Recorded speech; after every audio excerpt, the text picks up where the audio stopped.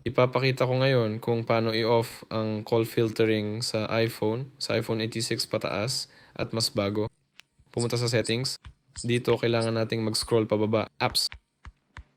Mag-scroll pababa dito. Phone, oo. At ayun, dito tayo papasok.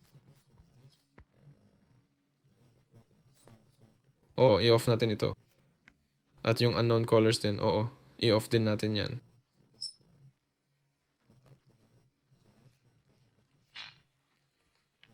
Yan. Tapos, maaari rin kayong may hiwalay na setting para dito. Sa atin, well, tatawagin itong ay, iba pala ang tawag dito sa akin. Tatawagin itong parang call filtering. Yan.